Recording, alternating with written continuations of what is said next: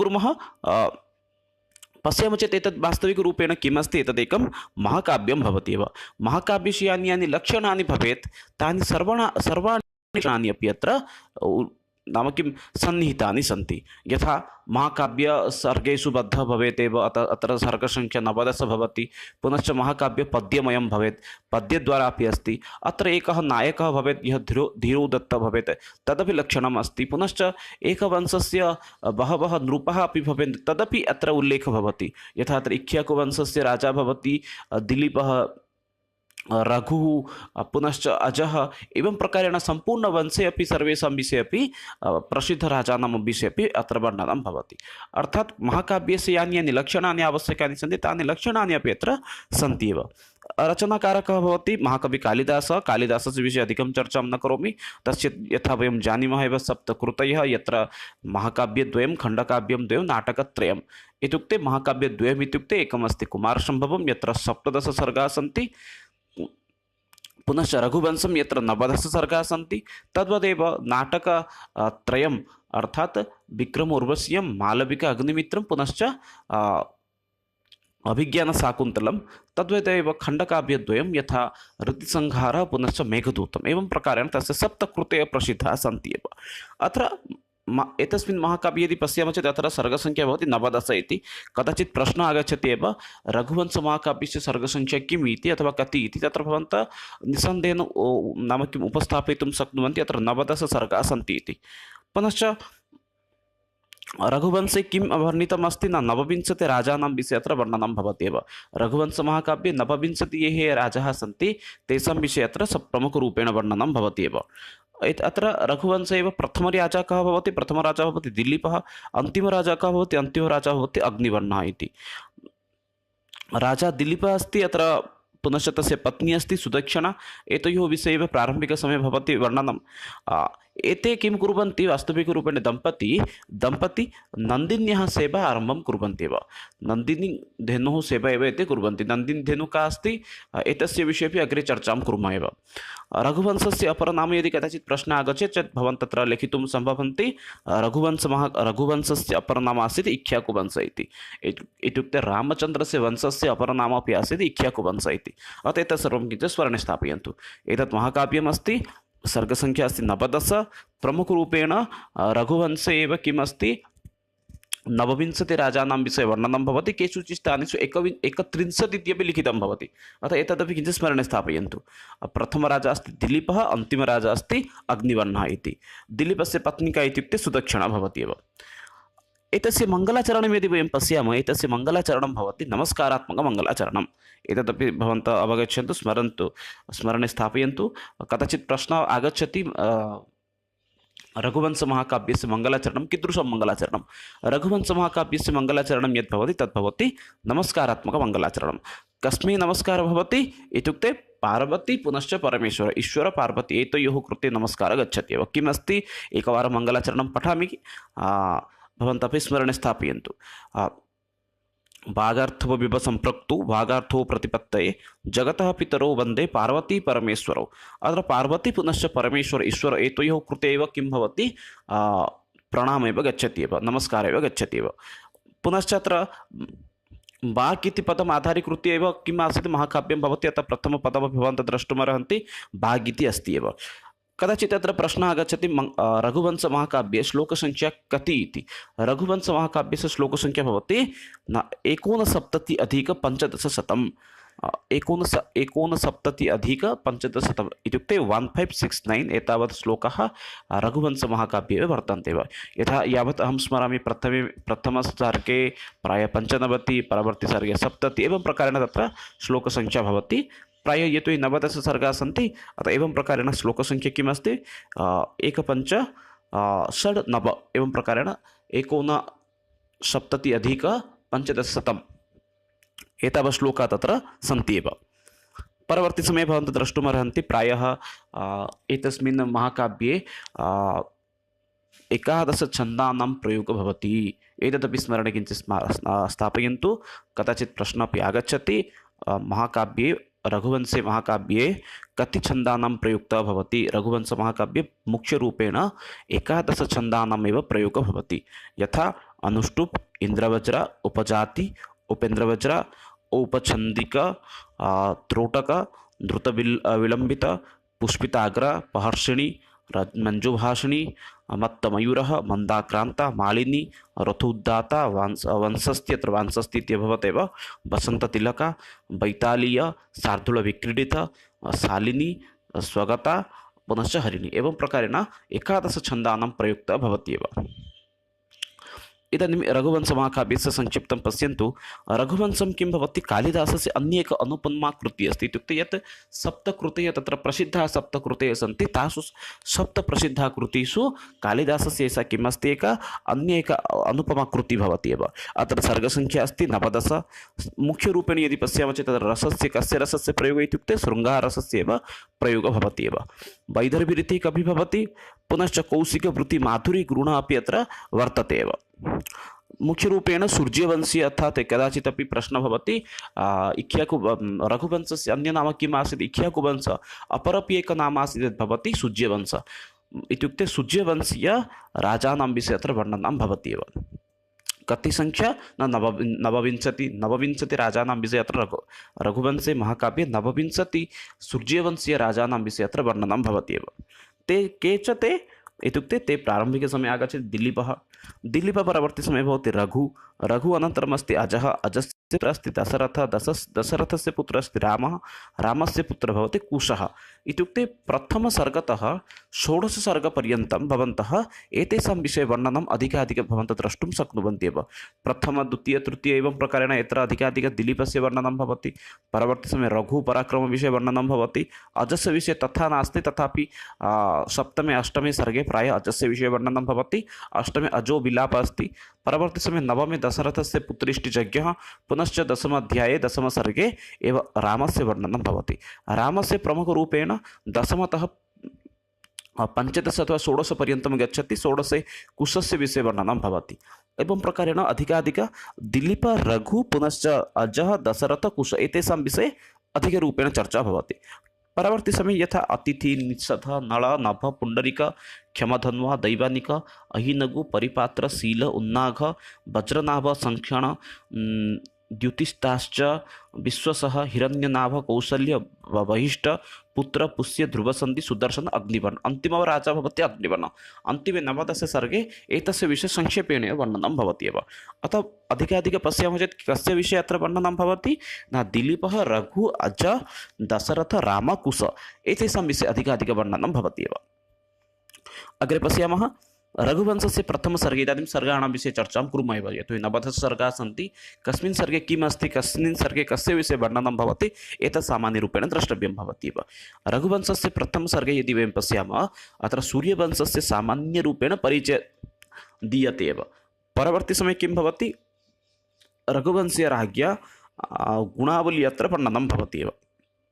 प्रारम्भिकसमये सूर्यवंशस्य एव सामान्यपरिचयः भवति, परवर्ती समये रघुवंशीय राजानां यत्र गुणावलीवर्णनं भवति एव। सूर्यवंशे दिलीपनाम्ना पराक्रमी राजा भवति, तस्य पत्नी भवति सुदक्षिणा। एतत् स्मरणे स्थापयन्तु। सूर्यवंशे अथवा इक्ष्वाकुवंशे अथवा रघुवंशस्य एकः पराक्रमी राजा भवति, यस्य नाम अस्ति दिलीपः, तस्य पत्नी भवति सुदक्षिणा इति। एतत् नाम स्मरणे स्थापनीयं भवति एव। पत्नी सुदक्षिणा निसन्तान हेतु तौ दुःखितौ भूत्वा कुलगुरु वसिष्ठाश्रमं गतवान्। एतदपि स्मरणे स्थापनीयं। तेषां कुलगुरु कः आसीत्, कुलगुरु आसीत् वसिष्ठः इति।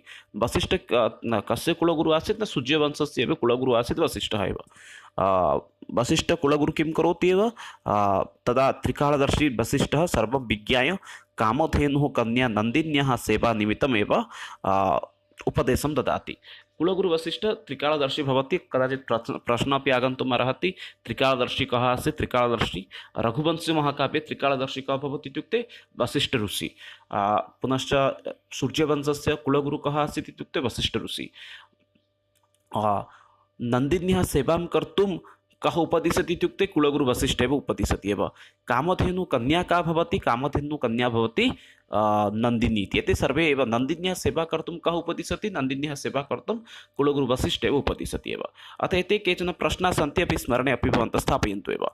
किं भवति, यदा सुदक्षिणा पुनश्च दिलीपः कुलगुरु वसिष्ठस्य समीपं गच्छन्ति। तस्मिन् समये कुलगुरु वसिष्ठः किं करोति, न कामधेनुः कन्या नन्दिन्याः एव सेवां कर्तुमेव उपदेशं ददाति एव। अनन्तरमेव किं भवति, नन्दिन्याः सेवामपि कर्तुमपि राजाम् आरम्भं करोति। परवर्ति दिवसे एव राजा दिलीपः पुनश्च सुदक्षिणा मिलित्वा एव तत्र वसिष्ठाश्रमे एव रात्रियापनं कृत्वा एव तत्र किं नन्दिन्याः सेवाम् आरम्भं कुर्वन्ति एव। द्वितीयसर्गे यदि पश्यामः चेत् नन्दिन्याः सेवाविषये वर्णनं भवति। परदिवसे एव प्रभाते राज्ञा सुदक्षिणा नन्दिन्याः पूजां कृतवती। पुनश्च द्वितीयसर्गे यदि पश्यामः चेत् द्वितीयसर्गे श्लोकसङ्ख्या भवति 75। एतत् स्मरणे किञ्चित् स्थापयन्तु। प्रथमसर्गे इदानीं समाप्तं। प्रथमसर्गे के विषयाः सन्ति इति कदाचित् प्रश्नः भवति। प्रथमसर्गे मुख्यरूपेण सूर्यवंशीय राजानां विषये वर्णनं, पुनश्च दिलीपः पुनश्च सुदक्षिणा निसन्तानकारणात् एव वसिष्ठनिकषागमनं, पुनश्च तत्र एव वसिष्ठस्य आदेशेन उपदेशेन एव नन्दिन्याः सेवाम् आरम्भविषये एव तत्र वर्णनं भवति एव। द्वितीयसर्गे एव किं भवति, नन्दिन्याः सेवाविषये वर्णनं भवति। परस्मिन् दिवसे एव सुदक्षिणा नन्दिन्याः पूजां करोति। अनन्तरम् एव दिलीपः तां नीत्वा एव वनं प्रति गच्छति एव। वने निष्ठया भक्त्या च नन्दिन्याः सेवां विधिमित्यदि सम्पादयति। सायंकाले पुनश्च पत्न्या साकम् आश्रमं प्रति प्रत्यावर्तनं कुर्वन्ति एव। एवं प्रकारेण प्रायः 21 दिनानि तेषां गमनं भवति एव। किं भवति, यदा ते नन्दिन्याः सेवां कुर्वन्ति, बहु उत्साहेन तेषां सेवां कुर्वन्ति। एवं प्रकारेण कति दिनानि व्ययः भवति इत्युक्ते 21 दिनानि तेषामेव व्ययं भवति एव। एवं 21 दिनानाम् एव व्ययः अनन्तरमेव 22 दिवसे किं भवति, नन्दिनी उभयोः परीक्षां कर्तुम् इच्छति। अतः सा किं करोति, यदा राजा दिलीपः हिमालयस्य शोभां पश्यति, तस्मिन् समये एव नन्दिनी किं करोति, एकः सिंहः नन्दिनीम् आक्रमयति एव। नन्दिन्याः चित्कारेण राजा प्रकृतिस्थो भूत्वा आक्रमणकारिणं सिंहं पश्यति। सिंहोऽपि मनुष्यभाषया एव उक्तवान् यत् नन्दिनी तस्य खाद्यरूपेण आगता, अतः सः तां खादिष्यति इति। इत्युक्ते द्वितीयसर्गस्य किं भवति, प्रारम्भिकसमये नन्दिन्याः सेवाविषये वर्णनं भवति। 21 दिनानि एवं सेवां कुर्वन् 22 दिवसे नन्दिनीं प्रति एव एकः सिंहः आक्रमणं करोति। तस्मिन् समये किं भवति, यः किमस्ति दिलीपः किञ्चित् विचलितः भवति। सिंहं वदति एनां त्यजतु इति। तदा सः वदति एषः खाद्यरूपेण अत्र आगतः, अतः अहम् एतां खादिष्यामि इति। तस्मिन् समये एव किं भवति, कर्तव्यविमूढः राजा सिंहः उक्तवान् यत् सः नन्दिनीं विहाय राजानं खादतु इति। तदा सः वदति एव नन्दिनीं त्यजतु, नन्दिनीं त्यक्त्वा एव किं करोतु, मां खादतु इति। तस्मिन् समये एव किं भवति, राजा सिंहाय खाद्याय समर्पितवान्। तदा आकाशात् एव पुष्पवृष्टिः भवति। परवर्ती समये नन्दिनी प्रीता जाता, वरं याचनां कर्तुम् उक्तवती। राजा पुत्रार्थं प्रार्थितवान्, कामधेनुः सन्तुष्टः भूत्वा वरप्रदानम् अकरोत्। इत्युक्ते यतोहि नन्दिनीधेनुः किम् अस्ति, कामधेनुः कन्या भवति। अतः तत्र किं भवति, वास्तविकरूपेण यदा राजा किं वदति, सिंहमे मां भवान् भोजनं करोति इति, तस्मिन् समये आकाशात् पुष्पवृष्टिः भवति। परवर्ती समये नन्दिनी प्रीता भवति। अनन्तरं तत्र वरयाचनार्थं वदति। वरयाचनसमये एव राजा किं दिलीपस्य आवश्यकता आसीत् पुत्रस्य एव। अतः तस्मिन् समये एव किं भवति, दिलीपः पुत्रविषये वदति। अनन्तरं तत्र किं भवति, स पुत्रमपि प्राप्नोति एव। सायंकाले तु आश्रमं प्रति प्रत्यागतवन्तौ। तदनन्तरं राज्ञी सुदक्षिणा गर्भधारणम् अकरोत् एव। एतद् भवति द्वितीयसर्गे। द्वितीयसर्गे 75 श्लोकाः सन्ति। द्वितीयसर्गस्य संक्षेपणम् एकवारं पुनः वदामि। यथा प्रारम्भिकसमये किं भवति, द्वितीयसर्गे राज्ञी सुदक्षिणा या अस्ति, सा नन्दिन्याः किं पूजार्चनां कृत्वा एव आश्रमतः त्यजति। अनन्तरं दिलीपः तं नीत्वा एव वने भ्रमति, तस्य किं भोजने सहायतां करोति। एवं प्रकारेण 21 दिनानि किं व्ययः भवति। अनन्तरं 22 दिवसे नन्दिनी दिलीपस्य परीक्षां कर्तुम् इच्छति। अतः सा किं करोति, सिंहस्य पुरतः तिष्ठ सिंहं तम् आक्रमयति। तस्मिन् समये एव दिलीपः कर्तव्यविमूढः भूत्वा एव सिंहं वदति, नन्दिनीं त्यक्त्वा मां खादतु इति। अनन्तरमेव कामधेनुः इत्युक्ते आकाशात् पुष्पवृष्टिः भवति। अनन्तरमेव नन्दिनी अपि प्रीता भवति। कामधेनुः कृपातः एव सुदक्षिणा गर्भवती भवति, गर्भधारणं करोति। एतदासीदेव द्वितीयसर्ग। तृतीयसर्गे किम् अस्ति? तृतीयसर्गे मूलरूपेण अस्ति, तृतीयसर्गे रघुजन्मग्रहणविषये अत्र वर्णनं भवति। तस्य शिक्षाग्रहणानन्तरं सः विभिन्नेषु शास्त्रेषु अपि पारङ्गतः भवति। अत्र श्लोकसङ्ख्या भवति 70। एतदपि स्मरणे स्थापनीयं भवति। तृतीयसर्गस्य श्लोकसङ्ख्या कति इत्युक्ते 70 श्लोकाः सन्ति। यदा दिलीपः सततं किम् अश्वमेधयज्ञं प्रारब्धं करोति तस्मिन् समये एव किं भवति? इन्द्रः तस्य अश्वहरणं कृत्वा नयति, अपहरणं कृत्वा नयति। UGC नेट् मध्ये मया एकवारं दृष्टं, तत्र प्रश्नः एकः आसीत् एव,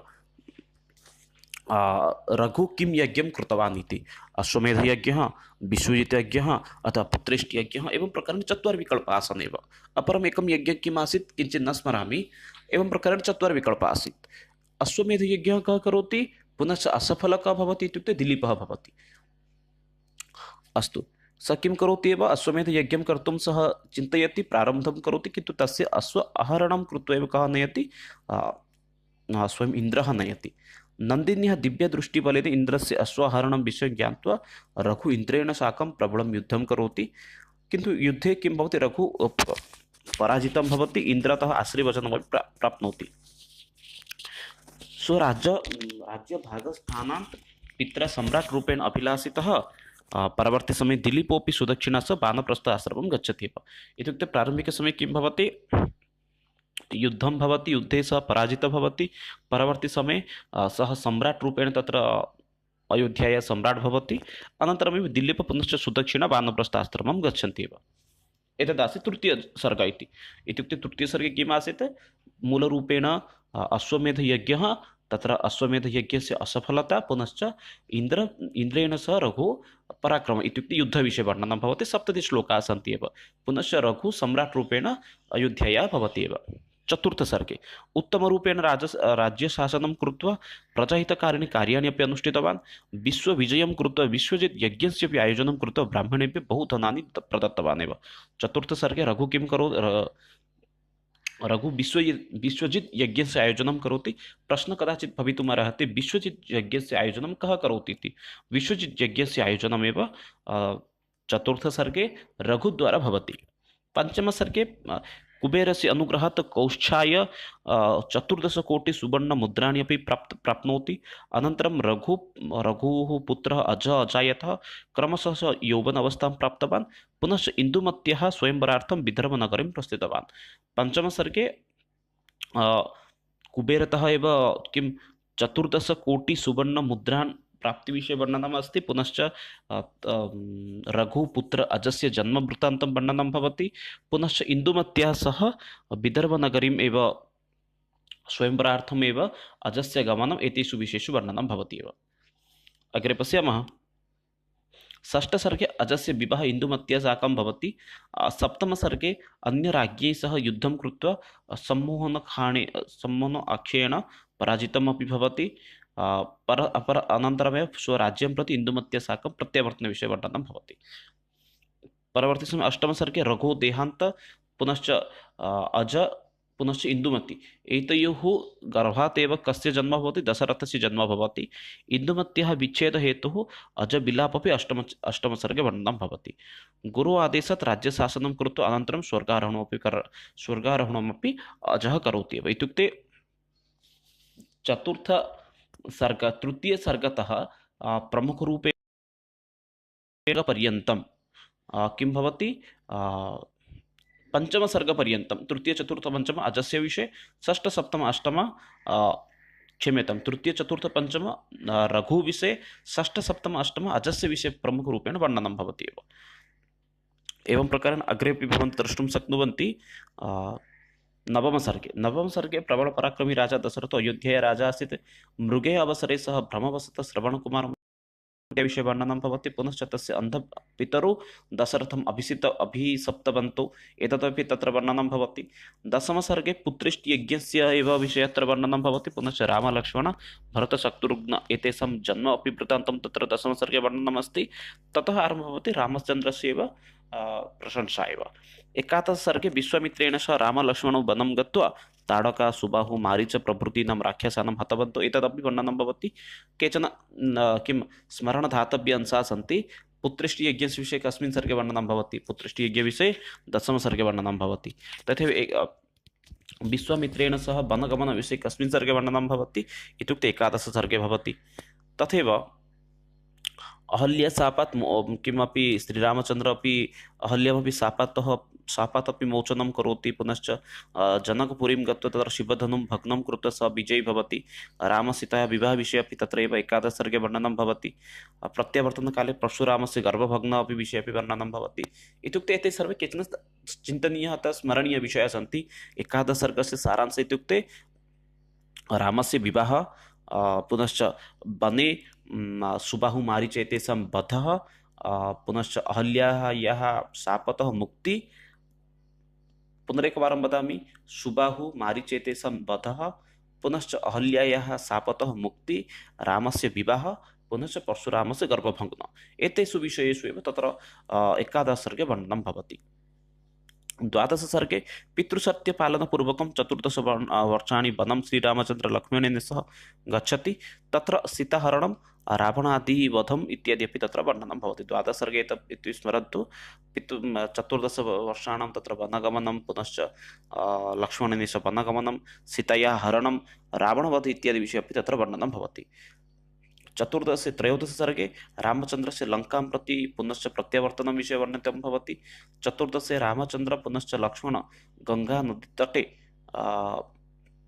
किं भवति, सीतायाः परित्यक्तविषये वर्णनं भवति। इत्युक्ते रामचन्द्रस्य निर्देशेन लक्ष्मणः सीतां यदा त्यजति, कुत्र गङ्गानदीतटे वाल्मीकि आश्रमे, तत् चतुर्दशसर्गे अस्ति। पंचदशसर्गे शत्रुघ्न लवणासुरस्य वध, अश्वमेधयज्ञः, लवकुशयोः रामायणज्ञान, लवकुशयोः परिचयप्राप्ति, सीतायाः वसुधायाम् अन्तर्हित इत्यादि विषयेषु पंचदशसर्गे वर्णनं भवति। एतदपि स्मरणे स्थापयन्तु। किं भवति, एकवारं पुनश्च वदामि, एकादशसर्गे सीताविवाहः भवति, द्वादशसर्गे सीतायाः हरणं पुनश्च रावणवध, त्रयोदशसर्गे अयोध्यां प्रति आगमनं, चतुर्दशसर्गे सीतायाः परित्यक्तविषय, पञ्चदशसर्गे किम् एतद् भवति, रामायणस्य गानं, लवकुशयोः परिचयप्राप्ति, अश्वमेधयज्ञे एतेषु विषयेषु वर्णनं भवति। षोडशसर्गे कुशवती राज्यं कुशः शासितवान्, श्रीहीनम् अयोध्यां दृष्ट्वा अयोध्यां प्रति शासनं कृत्वा अयोध्यां श्रीमन्तं कृतवान्, कुशकुमुदयोः विवाह इत्यादि विषये वर्णनं भवति। यथा रामस्य ज्येष्ठपुत्रः कुशः भवति, कुशः किं करोति, वास्तविकरूपेण अयोध्यां त्यक्त्वा एव कुशवतीम् इति राज्यमेव कुशः शासनं करोति। यदा रामचन्द्रस्य मृत्युः भवति तस्मिन् समये श्रीहीनम् अयोध्यां दृष्ट्वा सः अयोध्यामपि शासनं करोति। पुनश्च कुश कुमुद एतयोः विवाहविषये अपि अत्र वर्णनं भवति एव। परवर्ती समये सप्तदशसर्गः अस्ति, पश्यन्तु। सप्तदशसर्गे कुशकुमुदयोः अतिथीनां पुत्रजन्म भवति। स अतिथि अपि किं भवति, विशिष्टज्ञानी पुनश्च नीतिशास्त्रज्ञ विशारद अपि भवति। सप्तदशसर्गे एवं प्रकारेण कुशस्य विषये वर्णनमस्ति। षोडश सप्तदश सर्गद्वयं कुशस्य वर्णनम्। अष्टादशसर्गे अतिथेः अनन्तरम् एकविंशति राजानां विषये अत्र वर्णनं भवति। इत्युक्ते इतः साक्षात् आरम्भः भवति। सप्तदशसर्गे अन्ये ये सन्ति एकविंशति नृपाः अथवा राजाः, ते राजानां विषये अत्र वर्णनं भवति।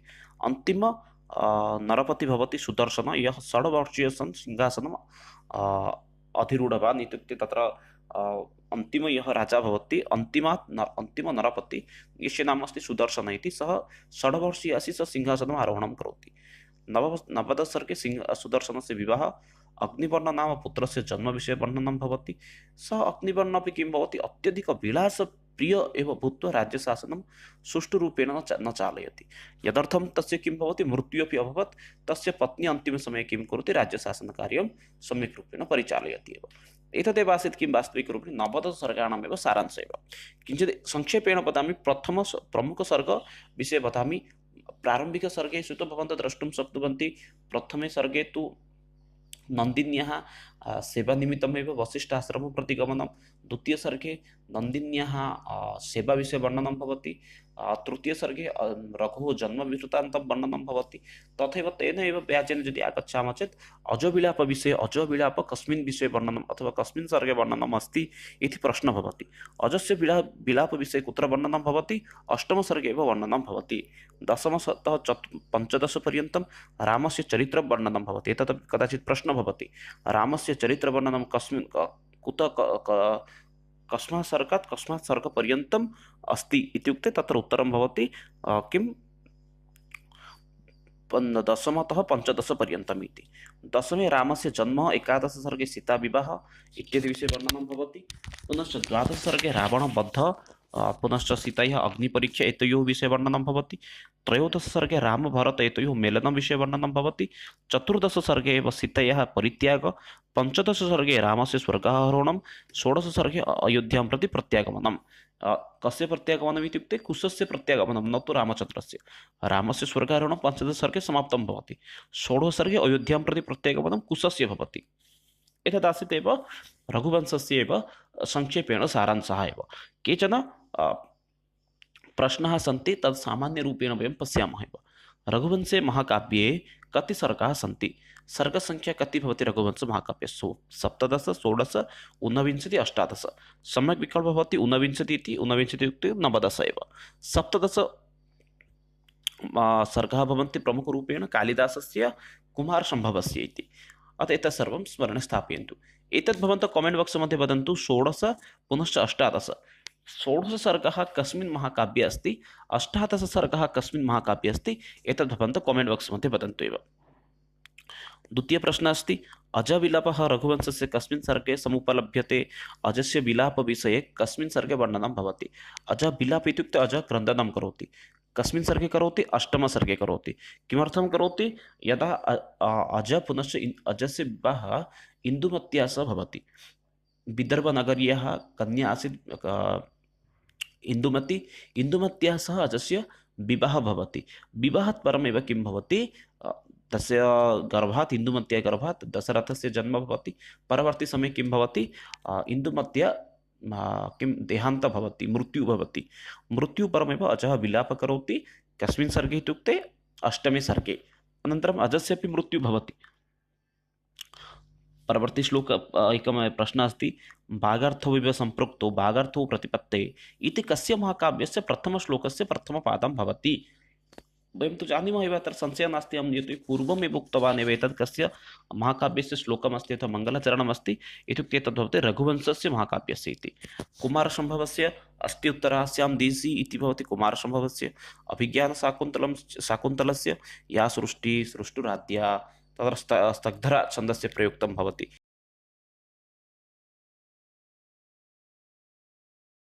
चेत् कुमारसम्भव, कुमार इति शब्दस्य अर्थं पुनश्च सम्भव इति शब्दस्य प्रारम्भिकसमये अर्थः ज्ञातव्यं भवति। कुमार इत्युक्ते अत्र कार्तिकेयस्य बोधनं भवति। अतः बहूनां मतं भवति कुमारसम्भवस्य यदि कस्य नायकः भवति चेत् सः नायकः अस्ति एव स्वयं कार्तिकेयः इति। केचन अपि विद्वांसः वदन्ति कुमारसम्भवस्य नायकः शिवः पुनश्च नायिका पार्वती इति, किन्तु बहुत्र दृश्यते कुमारसम्भवस्य नायकः भवति कार्तिकेयः इति। अत्र प्रमुखतया शृङ्गाररसस्य प्रयुक्तः भवति। अत्र सर्गसङ्ख्या अस्ति 17।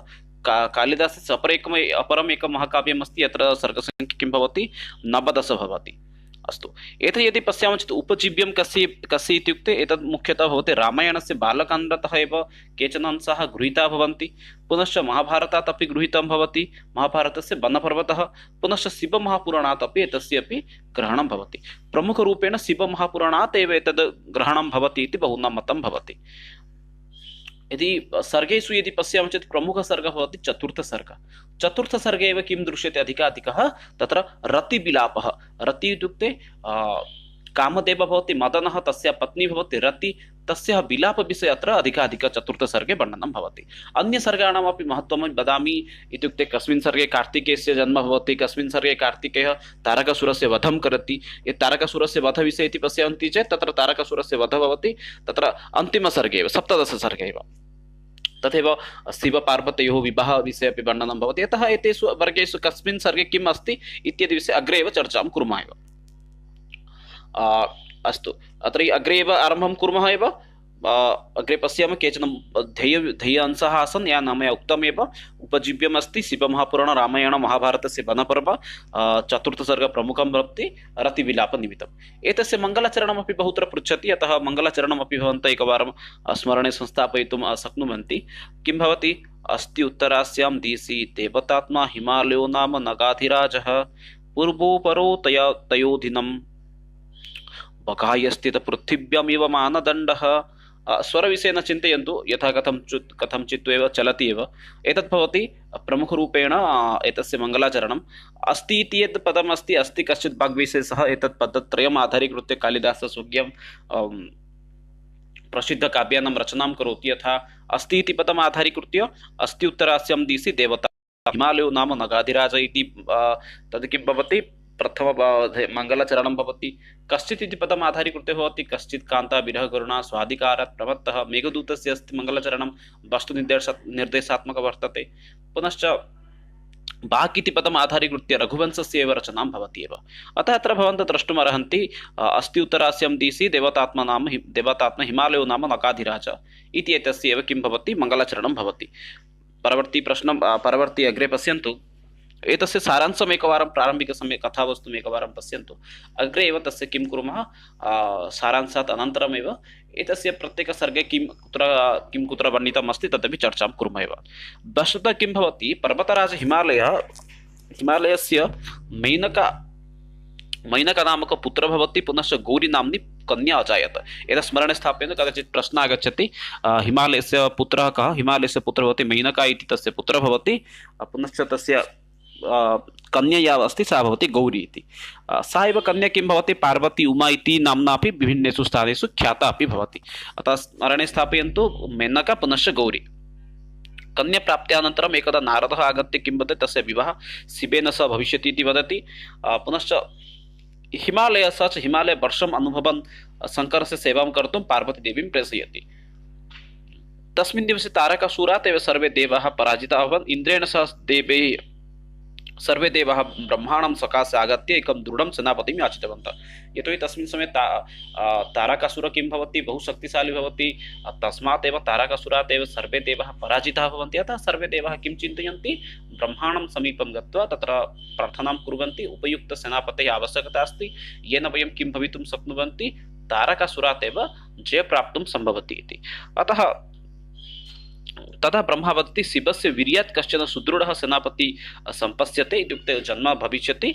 तदर्थं भवन्तः शिवपार्वत्योः मेलनार्थं प्रयत्नं कुर्वन्ति। यतोहि शिवस्य वीर्यात् एव कस्यचित् सेनापतेः उत्पत्ति भविष्यति। अतः स वदति शिव पुनश्च पार्वती एतयोः मेलनं यावत् पर्यन्तं न भवति तावदेव तस्य पुत्रस्य जन्मलाभः न भवति। अतः शिव पार्वती एतयोः विवाहं मेलनम् इत्यादि विषये भवन्तः चिन्तयन्तु। ततः इन्द्रः किं करोति, कामदेवः भवति मदनः, एतदपि स्मरणे स्थापयन्तु। कामदेवः कः भवति, मदनः भवति। तं हिमालयं पर्वतं गत्वा शङ्करं पार्वत्योः कृते क्षणमेकं कामयितुं प्रेषितवान्। तदर्थं मदनः पत्न्या रतिदेव्या सह शङ्करस्य आश्रमे उपस्थितः भवति। एतदपि स्मरणे स्थापयन्तु। कामदेवं कः प्रेषयति, कामदेवम् इन्द्रः प्रेषयति। कामदेवस्य पत्नी कः भवति, कामदेवस्य पत्नी भवति रतिदेवी इति। कः कामदेव इति अपि कदाचित् प्रश्नः आगच्छति। कामदेवः भवति मदनः इति, तदपि स्मरणे स्थापयन्तु। मदनः, रतिदेवी, इन्द्र। अग्रे यदा पार्वती कमलपुष्पाणि एकत्रीकुर्वती आसीत् तदा मदनः कामबाणं प्रेषयति। तदर्थं शिवस्य ध्यानभग्नः अजायत। तत्पश्चात् यदा शिवः ज्ञातवान् यत् एतत् सर्वं मदनस्य बाणसञ्चारं भवति इति, अतः तस्य क्रोधेन मदनस्य दहनम् अभवत् एव। अत्र भवन्तः द्रष्टुं शक्नुवन्ति, मदनः एव किं करोति, कामबाणं प्रेषयति। कामबाणप्रेषणात् कारं किं भवति, शिवस्य ध्यानभग्नः भवति। अनन्तरं शिवः क्रोधेन एव तस्य तं किं करोति एव, ज्वालयति, तस्य दहनम् एव कुर्वन्ति। अतः तदनन्तरं रतिदेवी दुःखेन स्वयमेव अग्ने अन्तर्प्रविष्टुम् आरब्धवती। यतोहि पतेः एव मृत्युः भवति। अतः पतेः मृत्युः परं स्वयं पत्नी अपि मृत्युं कर्तुं चिन्तयति। किन्तु तदा आकाशवाणी भवति यत् मदनस्य पुनः उत्पत्तिः सम्भवति। ततः परं भगवान् शङ्करः तस्मात् स्थानात् अपि अन्तर्ध्यानं भवति। तस्मिन् समये आकाशवाणीद्वारा अपि रतिदेवी यदा मृत्युं कर्तुं गच्छति, तस्मिन् समये अपि आकाशवाणीद्वारा सा अवगच्छति यत् पुनः मदनस्य प्राप्तिः भविष्यति इति। एतदेव तत्र प्रमुखरूपेण कथावस्तु भवति। अनन्तरं प्रथमसर्गे द्वितीयसर्गे किं तत्र वर्णितम् अस्ति तत्सर्वमेव अग्रेपि वयं चर्चां कुर्मः एव। परवर्ती समये उभयोः मेलनं भवति।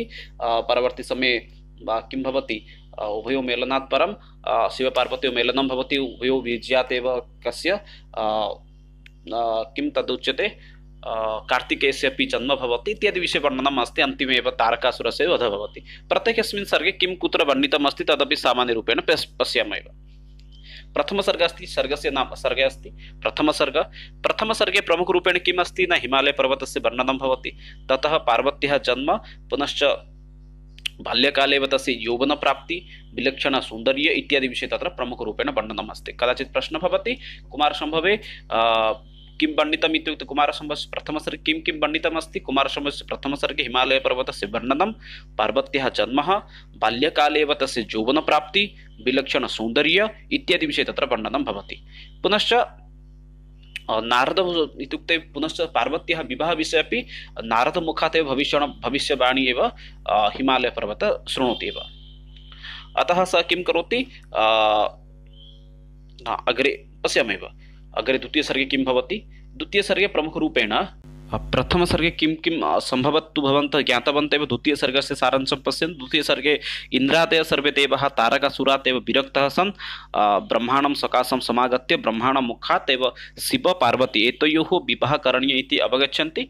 अनन्तरं कामदेवम् आहूय कामदेवः इन्द्रस्य सम्मुखे उपस्थापयति एव। इत्युक्ते अत्र प्रमुखरूपेण किं वर्णितम् अस्ति इत्युक्ते इन्द्रादयः एव ब्रह्माणं सकाशात् गत्वा एव इत्युक्ते तारकासुरात् कथं रक्षां भविष्यति तस्मिन् विषये अवगच्छन्ति। ब्रह्मा वदति एव शिवस्य सखा शिवपार्वत्योः एतयोः मेलनात् परं यदा तस्मात् एव एकः पुत्रः जायते तेन एव किं भवति एतस्य संसारस्य अथवा तारकासुरात् एव एषः संसार रक्षां प्राप्स्यति इति। अनन्तरम् इन्द्रः कामदेवम् आहूय तं हिमालयं प्रति प्रेषयति। तृतीयसर्गे अस्मिन् सर्गे इन्द्रः मदनं शङ्करस्य कामासक्तं कर्तुं प्रोक्तवान्। मदनः शङ्करस्य सकाशे गत्वा पार्वतीं प्रति कामासक्तं कर्तुं चेष्टितवान्, किन्तु भगवान् शङ्करः स्वयमेव इन्द्रियाणि वशं कृत्वा कामदेवस्य दहनं कृतवान्। ततः तस्मात् स्थानात् महादेव अन्तर्ध्यानम् अभवत् एव। तृतीयसर्गे इन्द्रस्य कथनेन कामदेवः गच्छति हिमालयपर्वतं प्रति। तत्रैव किं भवति, शङ्करः किं करोति एव, शङ्करं प्रति एव कामबाणम् एव कामदेव मदनः प्रेषयति। तस्मिन् समये पार्वती अपि किं कमलपुष्पाणि एव तत् सङ्ग्रहं कुर्वती आसीत्। अतः एतेन एव किं भवति, शङ्करः एतत् सर्वम् अवगत्य एव सः किं करोति, स्वयमेव क्रोधेन कामदेवमेव दहनं कुर्वन्ति। अनन्तरं तस्मात् एव अन्तर्ध्यानमपि भवन्ति। चतुर्थसर्गे अस्मिन् सर्गे चतुर्थसर्ग महत्त्वपूर्णम् अस्ति। यतो यत्र कामदेवस्य पत्नी अस्ति रति, तस्य विलापविषये अत्र वर्णनं भवति। प्रथमसर्गे प्रमुखरूपेण वर्णनं किं भवति इत्युक्ते हिमालयस्य वर्णनं, पार्वत्याः जन्म, पार्वत्याः यौवनावस्था।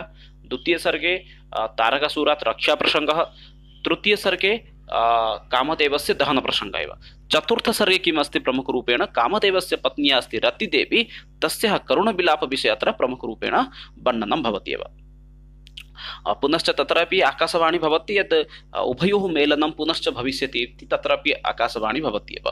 एवं पुनर्जन्मविषये मुख्यरूपेण यथा कामदेवस्य पुनर्जन्मविषये कस्मिन् कदाचित् प्रश्नः अपि आगच्छति।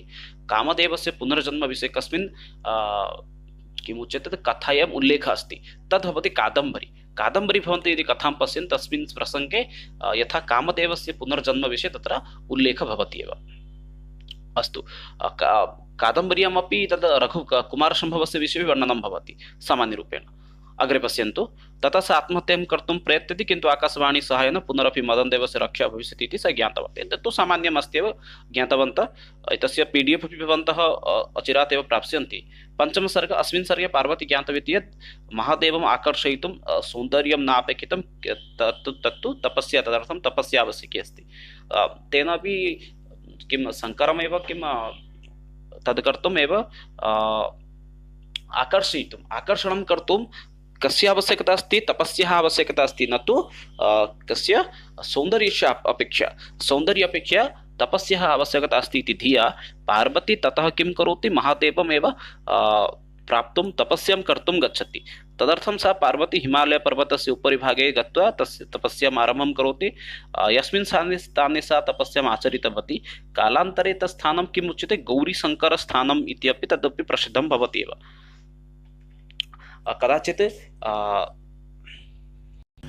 कदाचित् तत्र शङ्करः किं करोति, माता पार्वतीमेव परीक्षां कर्तुं तत्रैव बट्टुवेषधारणं कृत्वा आदौ पार्वत्याः सखीं पृष्टवान् किमर्थम् इयं तपस्या करोति। तदा भगवान् शङ्करः उत्तरं लब्धवान् यत् महादेवं प्राप्तुमिति। ततः किं भवति, प्रारम्भिकसमये सः पार्वत्याः परीक्षां कर्तुम् इच्छन्ति, पार्वत्याः परीक्षां यदा ते कर्तुम् इच्छन्ति तस्मिन् समये से एकं बट्टुवेषं धारणं कृत्वा गत्वा तत्रैव यत्र तपस्यां कुर्वती आसीत् तस्मिन् स्थाने एव गत्वा किं करोति, प्रारम्भिकसमये सख्याः कृते वदति, महादेवस्य किं करोति, अपमानं करोति, विभिन्नाः कथाः वदन्ति। अनन्तरं तस्मिन् स्थाने सः पश्यति किमेव तत्स्थानं परित्यक्त्वा एव पार्वती गन्तुम् इच्छन्ति। अतः किं स अत्यन्त महादेव प्रसन्न भवति। अनन्तरमेव पार्वती हस्तं गृहीत्वा तत्स्थाने एव किं भवति, स्वकीयं रूपं वास्तविकरूपमेव दर्शयन्ति एव। एतत् भवति पञ्चमसर्गे। पञ्चमसर्गे पार्वत्याः तपस्य विषये वर्णनं भवति। चतुर्थसर्गे रतिविलाप, पार्वत्याः तपस्य विषये कस्मिन् सर्गे इत्युक्ते पञ्चमसर्गे। षष्ठसर्गः अग्रे अस्ति। अस्मिन् सर्गे महादेव पार्वती हिमालयात् प्रेषितवती। शङ्करः सप्त ऋषीणाम् आहूतवान्, हिमालयपर्वतं च विवाहाय प्रोक्तवान्। सप्त ऋषीणां वाचं हिमालये सन्तुष्टः सन् कन्यायाः विवाहार्थं प्रस्तुतवान्। किञ्च हिमालयस्य पत्नी मैनापुत्रका मैनका अपि विवाहाय सन्तुष्टवन्तौ। षष्ठसर्गे एव सप्त ऋषिम् आहूय एव हिमालयमेव पार्वत्या सह विवाहार्थमेव स्वयं शङ्करः प्रस्तावं ददाति। शङ्करः तत्र हिमालयः स्वयं सन्तुष्टः भवति, तेन सह तस्य पत्नी या अस्ति, यस्य नाम अस्ति मेना, पुनश्च तस्य पुत्रः यः अस्ति मैनका, उभयमपि सन्तुष्टं कारयति। अनन्तरं विवाहः तत्रैव भवति एव। सप्तमसर्गे अस्मिन् सर्गे एतत् किं भवति, प्रस्तावपर्ग इति भवति। प्रस्तावसर्गे इत्युक्ते हिमालयं प्रस्तावं ददाति। सप्तमसर्गे शिवपार्वत्योः विवाहविषये अत्र वर्णनं भवति। हिमालयः शुक्लपक्षे पूर्णिमायां पार्वत्याः विवाहम् अकारयत्। महादेव वरवैषेण तत्र औषधिप्रस्थनगरं विमूढो गतवान्। तदनन्तरं सर्वे देवाः कामदेवस्य जीवनार्थं प्रार्थितवन्तः। मदनो अपि जीवितवान् इति। अस्मिन् सर्गे प्रमुखरूपेण किम् अस्ति, मदनस्य पुनः जन्म, पुनश्च शिवपार्वत्योः विवाहः। अत्र सप्तमसर्गे किमर्थं प्रसिद्धः इत्युक्ते शिवपार्वत्योः विवाहः पुनश्च कामदेवस्य पुनः जीवनप्राप्तिः, एतयोः विषये अत्र वर्णनं भवति एव। अग्रे अष्टमसर्गे, अस्मिन् सर्गे शिवपार्वत्योः कामक्रीडायां शृङ्गारिकवर्णना लिखितमस्ति। महादेवः पार्वत्या सह एकमासात्मकं कृतवान् इति तदपि अत्र वर्णनं भवति। ततः शिवपार्वत्या मिलित्वा सुमेरुपर्वतम् आगतवन्तौ। तत्र मेरुपर्वतात् कैलासपर्वतं, कैलासपर्वतात् मलयपर्वतः, पुनश्च नन्दवनात् एव गन्धमार्दनपर्वतम् आगतवन्तौ।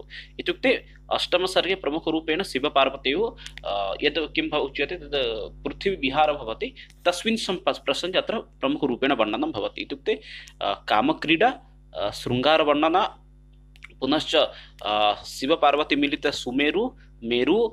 सुमेरुपर्वत, कैलासपर्वत, पुनश्च मलयपर्वत, नन्दनवन, गन्धमार्दन, एतेषु पर्वतेषु विहारप्रसङ्गः अत्र वर्णनं भवति। शिवपार्वत्योः विहारप्रसङ्गः कस्मिन् सर्गे वर्णितम् इत्युक्ते अष्टमसर्गे।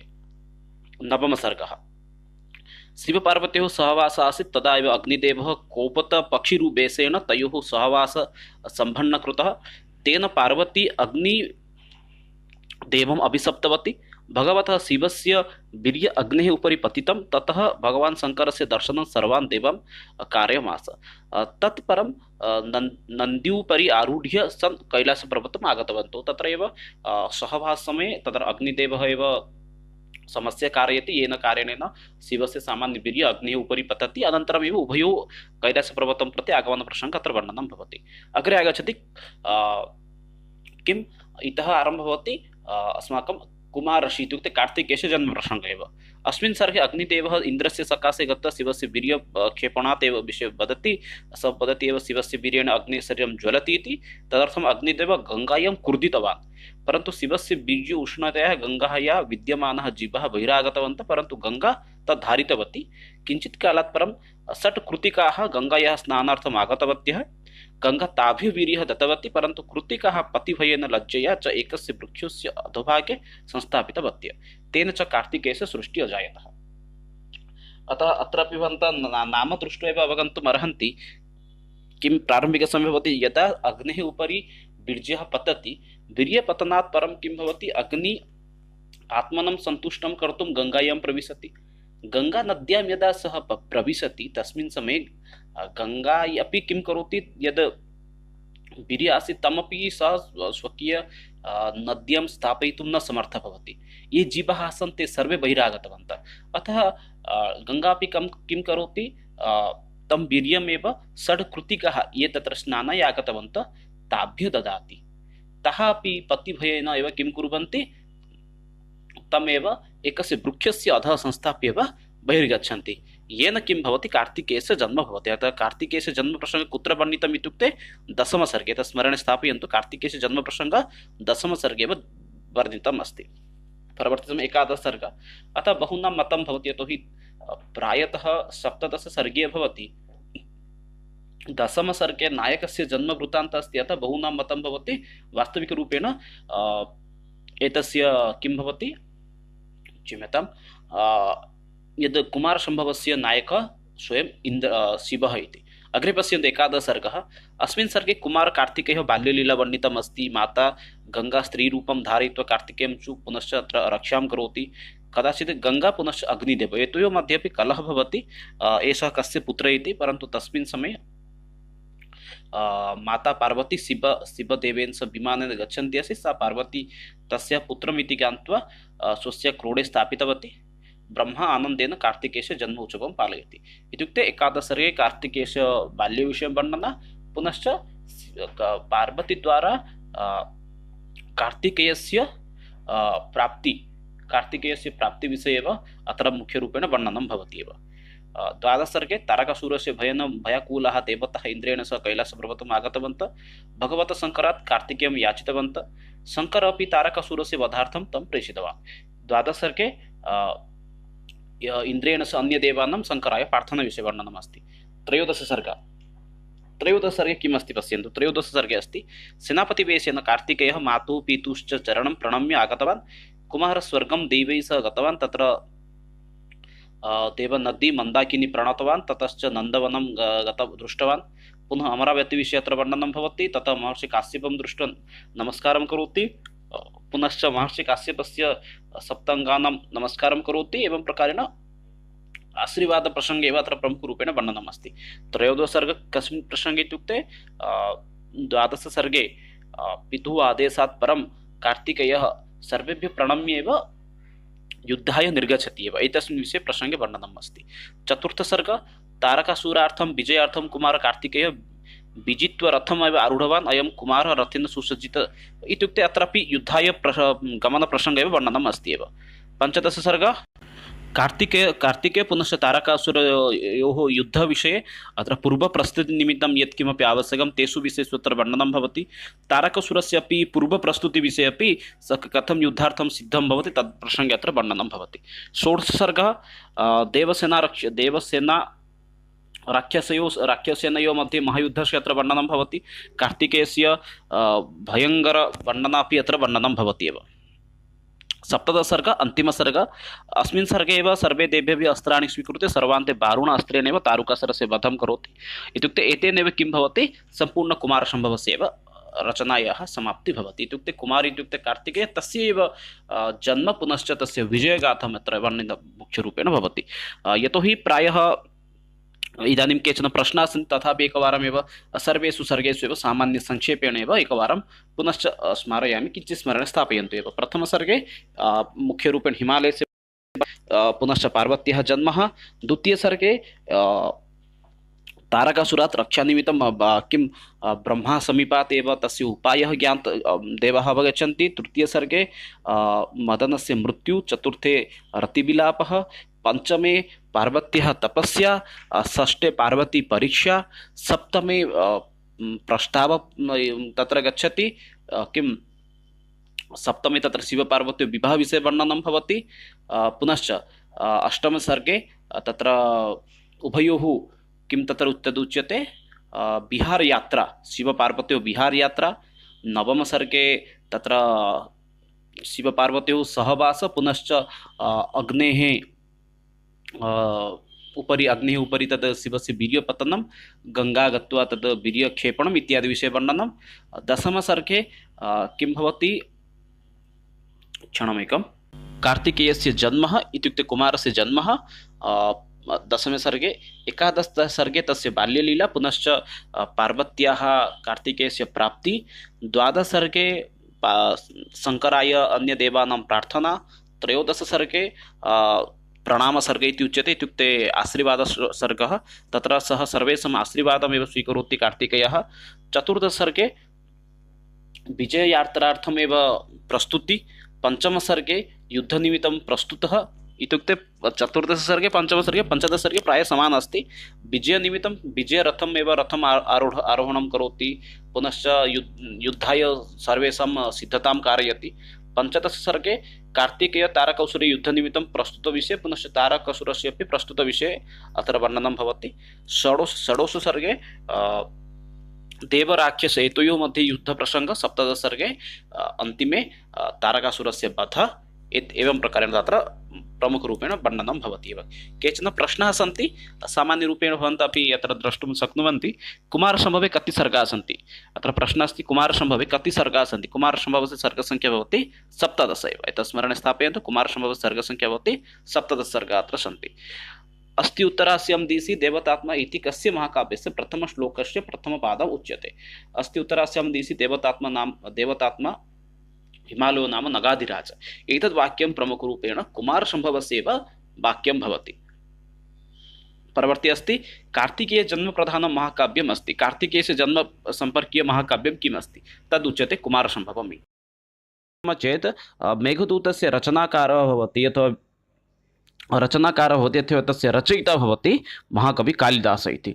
इत्युक्ते महाकविभासस्य अनन्तरं यदि संस्कृतसाहित्यक्षेत्रे यदि कस्यचित् नाम आगच्छति तर्हि सः भवति एव कालिदास इति।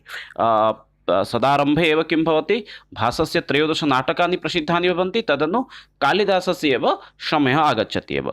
यदि पश्यामः चेत् तद् मेघदूतं कीदृशं काव्यं? तद् मेघदूतं भवति खण्डकाव्यम् अथवा गीतिकाव्यं। गतदिने वयम् अभिज्ञानशाकुन्तलविषये चर्चां कृतवन्तः, यथा तत्रापि वयं ज्ञातवन्तः तद् किम् आसीत्। अभिज्ञानशाकुन्तलं तदेकं नाटकम् आसीत्, तद्वदेव एतद् किं भवति, एकं खण्डकाव्यम् अथवा गीतिकाव्यं भवति एव। गीतिकाव्यम् इति शब्दस्य अर्थं भवति यद् गानं कर्तुं शक्नुमः तद् भवति गीति इति। अर्थात् यद् वयं गानं कर्तुं शक्नुमः तद् गीतिकाव्यम् इति वक्तुं शक्नुमः। यथा जयदेवस्य किम् अस्ति, गीतगोविन्द इति अस्ति, तदपि वयं गानं कर्तुं शक्नुमः एव। एतद् यदि पश्यामः चेत् एतद् भागद्वयं भवति। एकं भवति पूर्वमेघः, अपरमेकं भवति उत्तरमेघः इति। इत्युक्ते एतस्य भागद्वयं पूर्वमेघः पुनश्च उत्तरमेघः इति। अत्र प्रधानरसः भवति विप्रलम्भशृङ्गारः इति। अत्र छन्दं यदि पश्यामः चेत् छन्दः भवति मन्दाक्रान्तछन्दः। मन्दाक्रान्तछन्दस्य नियमः एवं भवति, अत्र 17 वर्णाः भवन्ति। यथा चतुर्थे वर्णे विरामः भवति, षष्ठवर्णे विरामः भवति, पुनश्च अन्तिमवर्णे विरामः भवति। एवं प्रकारेण अत्र 17 अक्षराणि सन्ति अथवा अक्षराणि सन्ति इति वक्तुं शक्नुमः। 17 वर्णाः भवन्ति एव मन्दक्रान्तछन्दसि एव। चतुर्थ, षष्ठ, अनन्तरमेव अन्तिमवर्णे एव तत्र विरामः भवति एव। अग्रे वदति, मेघदूतं कीदृशरीतेः नाम काव्यमासीत् इत्युक्ते वैदर्भीरीतेः एव काव्यमासीत्। एतत् यदि मेघदूतं वयं पश्यामः, वास्तविकरूपेण मेघदूतमपि किम् अस्ति न ब्रह्मवैवर्तपुराणं ततः पुनश्च वाल्मीकिरामायणतः एव गृहीतं भवति इति बहूनां मतं भवति। यथा वाल्मीकिरामायणे हनुमान् किं करोति, दूतरूपेण गच्छति सीतायाः अन्वेषणं कर्तुं, तद्वदेव स ततः किञ्चित् ज्ञानं प्राप्नोति। इत्युक्ते वास्तविकरूपेण किं भवति, कालिदासः यदा मेघदूतस्य रचनां करोति तस्मिन् समये सः प्रारम्भे किं करोति न वाल्मीकिरामायणं पठति, वाल्मीकिरामायणे यथा दूतरूपेण हनुमानस्य गमनं भवति तद्वदेव दूतरूपेण सः मेघं प्रेषयितुम् इच्छति एव। पुनश्च अत्र ये पात्राणि सन्ति तेषां नाम इत्यादि विषये कुतः सङ्गृहीतम् इत्युक्ते ब्रह्मवैवर्तपुराणात् एव सङ्गृहीतम् अस्ति एव। अत्र नायकः यः अस्ति सः भवति यक्ष इति, तस्य नाम अस्ति हेमामाली इति। बहूनाम् अत्र सन्देहः भवति, सम्पूर्णे मेघदूते तु न उल्लिखितः अस्ति, किन्तु यदि वयं ब्रह्मवैवर्तपुराणं पश्यामः तत्र एतत् विषये एव उल्लेखः भवति एव। पुनश्च यक्षिणी या अस्ति सा, तस्य नाम अस्ति विशालाक्षी इति। एतदपि ब्रह्मवैवर्तपुराणात् एव सङ्गृहीतं भवति एव। एकवारं संक्षेपेण सारांशेण वदामि, मेघदूतम् एकं खण्डकाव्यम् अथवा गीतिकाव्यं भवति। मेघदूतस्य भागद्वयं भवति, एकं पूर्वमेघः अपरमेकम् उत्तरमेघः। विप्रलम्भशृङ्गारस्य प्रयुक्तः भवति, मन्दाक्रान्तछन्दस्य प्रयुक्तः भवति, वैदर्भीरीति कविः अस्ति अथवा मेघदूतं वैदर्भीरीत्या मध्ये अस्ति। उपजीव्यमस्ति ब्रह्मवैवर्तपुराणं पुनश्च वाल्मीकिरामायणम् इति। यक्षस्य नाम अस्ति एव हेमामाली, पुनश्च यक्षिण्याः नाम भवति विशालाक्षी इति। अग्रे पश्यामः। यदि सम्पूर्णं कथां यदि वयं पश्यामः दूतरूपेण सः किं करोति यक्षस्य विरहगाथाम् अत्र वर्णनम् अस्ति। यदि अत्र मूलरूपेण किम् अस्ति इति पश्यामः चेत् अत्र यक्षस्य विरहगाथा अत्र वर्णनं भवति एव।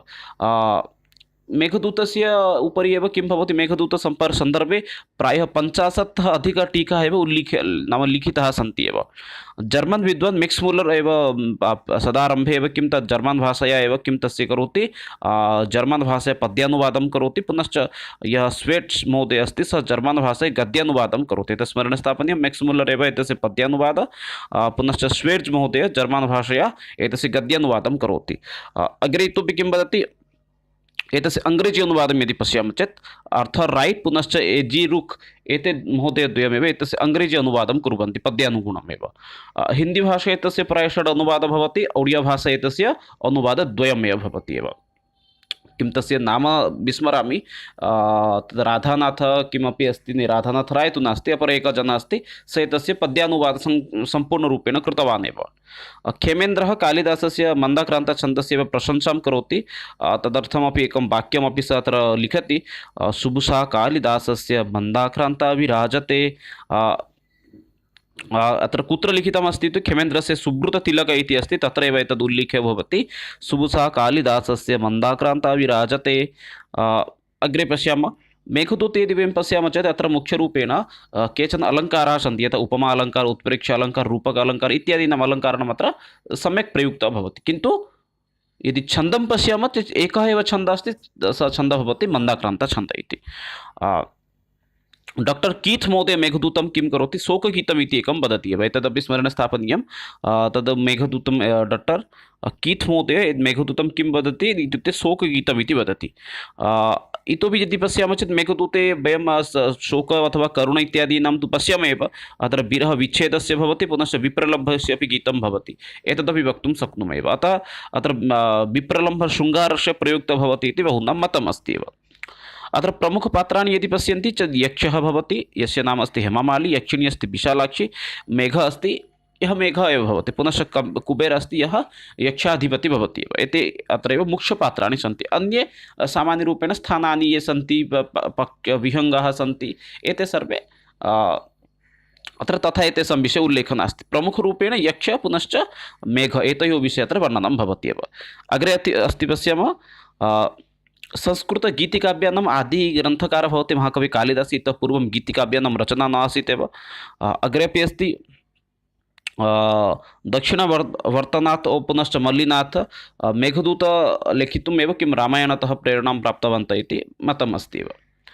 अग्रे पश्यन्तु, इतोपि यक्षः अलकाधीश्वर कुबेर तः एव श्रापं प्राप्य एव तद् रामगिरिपर्वते निवसति। कदाचित् प्रश्नः भवितुमर्हति, यक्षाय कः श्रापं ददाति इत्युक्ते अलकाधीशपुरी कुबेरः इति तत्र उत्तरं भवति एव। अलकाधीशपुरी कः इत्युक्ते कुबेरः भवति, एतदपि स्मरणे स्थापनीयमेव। पुनश्च एतस्मिन् दिवसे कुत्र उल्लेखः इत्युक्ते पद्मपुराणे इति अपि स्पष्टं भवति एव। इतोपि किञ्चित् पश्यामः, तत्र इतोपि वदति, तत्र योगिनी नामक आषाढकृष्ण एकादशी महात्म्यप्रसङ्गः अस्ति, ततः एव एषः प्रसङ्गः गृहीतम् इति मतं भवति एव। ब्रह्मवैवर्तपुराणमपि मेघदूतस्य एव उपजीव्यम् इति स्पष्टं भवति। पद्मपुराणापेक्षया एव ब्रह्मवैवर्तपुराणं मेघदूतस्य उपजीव्यम् इति बहूनां मतं भवति। एतत् स्मरणे स्थापयन्तु, मेघदूतस्य उपजीव्यं कः इत्युक्ते ब्रह्मवैवर्तपुराणम् इति। मेघदूतः यदि पश्यामः चेत् श्लोकसङ्ख्या भवति, एतत्तु एकं पद्यमेव अस्ति, अत्र गद्यस्य प्रश्ने एव न आगच्छति। अत्र श्लोकसङ्ख्या भवति 15,100 इति। तदपि भागद्वयं भवति, एकं पूर्वमेघः, अपरमेकम् अस्ति उत्तरमेघः इति। पूर्वमेघे नाम तत्र श्लोकसङ्ख्या अस्ति 63, पुनश्च उत्तरमेघे श्लोकसङ्ख्या भवति 52, आहत्य संख्या भवति एव 15,100 इति। यदि मल्लिनाथं यदि वयं पश्यामः, मल्लिनाथः किं करोति, 21,100 पद्यानामेव अनुवादं करोति। अनेन किं ज्ञायते, 6 श्लोकाः सन्ति, निक्षिप्तश्लोकः, प्रक्षिप्तश्लोकसङ्ख्या भवति 6 इति। अतः कदाचित् प्रश्नः आगच्छति, मेघदूते प्रक्षिप्तश्लोकानां संख्या का इति, तत्र भवन्तः वक्तुम् अर्हन्ति एव, तत्र श्लोकसङ्ख्या भवति 6 इति। परवर्ति प्रश्नं पश्यामः, क्षम्यताम्। मेघदूतस्य मुख्यरसं यदि पश्यामः चेत् तद् मुख्यरसः भवति विप्रलङ्घशृङ्गारः इति। एतदपि स्मरणे स्थापयन्तु, अत्र मुख्यरसः कः भवति, विप्रलङ्घशृङ्गारः इति तत्र मुख्यरसः भवति एव। एते यत्र केचन विषयाः सन्ति यथा उपजीव्यम् अस्ति ब्रह्मवैवर्तपुराणं श्लोकसङ्ख्या 15+100 पूर्वमेघे 63 पुनश्च उत्तरमेघे 52 मल्लिनाथस्य यत् टीका अस्ति सञ्जीवनी टीका तत्र किम् अस्ति 6 श्लोकाः प्रक्षिप्ताः सन्ति। अग्रे पश्यामः एव संपूर्ण मेघदूतं मन्दाक्रन्तछन्दसेव रचितमस्ति। अत्र किञ्चित् सर्वेषां स्पष्टता भवेत् एव। यक्षाधिपतिः भवति कुबेरः। सः कुबेरः यक्ष यदा स्वकीयकार्ये एव किं प्रमादं करोति तस्मिन् समये यक्षाय कुबेरः श्रापं ददाति। अतः कदा ददाति इत्युक्ते कार्ये सम्यक् न कार्यं करोति अतः एव तस्मै श्रापं ददाति। अग्रे इतोपि वदति यद्यपि कालिदासः किं भवति मेघदूतस्य नाम मेघदूते कुत्रचिदपि यक्षस्य नाम हेमामाली अथवा यक्षिण्या न विशालाक्षी न वदति, तथापि ब्रह्मवैवर्त यदि पुराणं पश्यामः तेन स यदा एतं प्रसङ्गं योजयामः तदा एतत् स्पष्टं भवति एव। पुनश्च किमर्थं कति वर्षयुक्तं विरह आसीत् विच्छेदः आसीत् इत्युक्ते एकवर्षात्मकः। एतदपि स्मरणे स्थापनीयं भवति। यक्षः कति वर्षमेव किं यक्षिणीतः अथवा स्वपत्नीतः विच्छेदः भवति इत्युक्ते एकवर्षमेव विच्छेदः भवति एव। अग्रे इतोपि वदति श्रापकारणात् एव नष्टमहिमा कस्य यदा तस्य नष्टं भवति महिमा इत्युक्ते शक्ति तस्य ज्ञानं सर्वं नष्टं भवति तदा सः कुत्र निवसति इत्युक्ते रामगिरिपर्वते। यक्षस्य निवासस्थानम् आसीत् एकवर्षनिमित्तं रामगिरिपर्वते इति। तस्य वास्तविकगृहमासीत् अलकापुरी, किन्तु श्रापकारणात् तस्य निवासस्थानम् आसीत् रामगिरिपर्वते इति। अग्रे पुनश्च पश्यामः मेघदूतस्य आरम्भे यदि वयं पश्यामः चेत् किं भवति अत्र सः स्वकीयशापस्य 8 मासः एतदपि सः वदति अग्रे यथा नीत्वा मासन् कनकवलय तत्र स्पष्टं भवति। तत्र मासान् तत्र व्ययं भवति। कति मासान् इत्युक्ते 8 मासान् तत्र व्ययं भवति। इदानीं 4 मासाः सन्ति, अवशिष्टाः 4 मासाः सन्ति। तदेव अत्र वदति एव। तस्य निवासस्थानम् आसीत् कुत्र इत्युक्ते रामगिरि। रामगिरिविषये कुत्र उल्लेखः अस्ति इत्युक्ते प्रथमे श्लोके अस्ति एव रामगिरिपर्वतविषये। अग्रे परवर्ती बिन्दुः पश्यामः। मेघदूतस्य यः नायकः अस्ति सः यक्षः, सः धीरो ललितनायकः भवति। यक्षिण्या अस्ति सा स्वकीया एवं पद्मिनी नायिका भवति एव। पुनश्च अग्रे मेघदूत यदि वयं पश्यामः चेत् प्रसाद पुनश्च माधुर्य एतयोः गुणयोः अधिकाधिकः प्रयुक्तः भवति। पुनश्च यदि यत्र रीतिं पश्यामः चेत् वैदर्भ्यरीतेः एव प्रयोगः भवति एव। मेघदूतम् इत्यत्र समासः किं भवति? मेघ एव दूत यस्मिन् तदेव किम् अस्ति मेघदूतम् इति अस्ति। अर्थात् मेघ एव किं भवति यत्र दूतरूपेण अस्ति तदेव काव्यं मेघदूतम् इति भवति। मेघ एव दूत यस्मिन् स एव मेघदूतम्। एवं प्रकारेण एतत् किं भवति बहुब्रीहि समासः भवति। कदाचित् प्रश्नः भवितुमर्हति मेघदूतं कः समासः इत्युक्ते बहुब्रीहि समासः भवति एव। अग्रे पुनश्च वदति यक्षाणाम् अधिपति कुबेरस्य राजधानी कुत्र आसीत् इत्युक्ते अलगापुरी आसीत्। यक्षाणाम् अधिपति आसीत् कः इत्युक्ते कुबेरः, तस्य राजधानी कुत्र आसीत् इत्युक्ते अलगापुरी एव आसीत्। अलगापुर्यामेव यक्षस्य निवासस्थानमपि आसीत् एव। अलकापुरी कुत्र भवति इत्युक्ते हिमालयपर्वते कैलासनामकशिखरे एव तद् किं तद् अलकापुरी अस्ति इति एव तत्र स्पष्टं भवति। यदि वयं पश्यामः चेत् तत्र श्लोकाः सन्ति, तत्र श्लोके अपि तद् उल्लेखः भवति आकैलासात् विषकिशलय।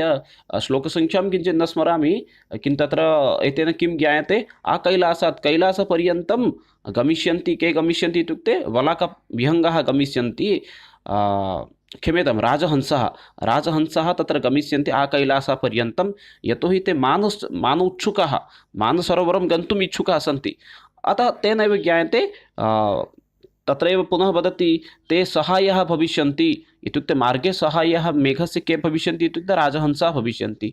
ते पर्वतपर्यन्तं गमिष्यन्ति। कैलासपर्वते मानसरोवरः अस्ति, तत्रैव अलकापुरी अस्ति इति तत्र स्पष्टं करोति। श्लोकसङ्ख्यां किञ्चित् न स्मरामि, किन्तु प्रथम 10 श्लोकमध्ये एव अस्ति। 10 इत्युक्ते तृतीय चतुर्थमपि त्यजतु एव, पञ्चमतः गच्छतु, तावत् अभ्यन्तरे अस्ति एव, किञ्चित् श्लोकसङ्ख्या न स्मरामि एव।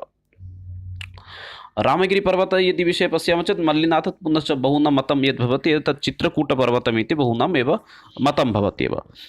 अग्रे पुनश्च पश्यामः। प्रायः अत्र ये केपि बिन्दवः सन्ति ज्ञातवन्तः। अग्रे पश्यन्तु। पुनश्च अग्रवर्ती आषाढस्य प्रथमदिवसे यक्ष पर्वतेव यथा मेघमेव किं वप्रक्रीडा कर्तुमेव मेघं स दृष्टवान् एव। वप्रक्रीडा इत्युक्ते गजः यथा किं क्रीडां करोति तद्वदेव सः मेघमेव दृष्टवान् एव। कश्चित् पदं यदि वयं पश्यामः चेत् कश्चित् पदं ब्रह्मा इति शब्दस्य एव ज्ञानं भवति, तदर्थमेव कश्चित् इति शब्दः मङ्गलाचरणे मेघदूतस्य एव उल्लेखः अस्ति एव। कश्चित् कान्ता विरहगुरुणा स्वाधिकारात् प्रमत्तः, एवं प्रकारेण तद् मङ्गलाचरणस्य प्रथमा पङ्क्तिः भवति एव। मेघदूते यदि पश्यामः चेत् मेघदूतस्य मङ्गलाचरणं वस्तुनिर्देशात्मकमङ्गलाचरणम् अस्ति, अत्रापि न संशयः। पुनश्च अग्रे इतोपि अस्ति, यथा प्रथमश्लोके यदि वयं पश्यामः चेत् प्रथमश्लोके यक्षस्य श्रापविषये पुनश्च तत्रैव तस्य रामगिरिपर्वतस्य विषये वर्णनं भवति। रामगिरिपर्वतस्य महत्त्वादिविषये तत्र प्रथमश्लोके वर्णनं भवति। तद्वदेव यदि वयं द्वितीयं श्लोकं पश्यामः चेत् द्वितीयश्लोके किं भवति, सः यक्षः कथं दुर्बलः अभवत्, दुर्बलताकारणात् तस्य हस्तात् स्वर्णनिर्मितः यत् कङ्कणमस्ति सः कथं पतति इति तस्मिन् विषये द्वितीयश्लोके उल्लेखः भवति एव।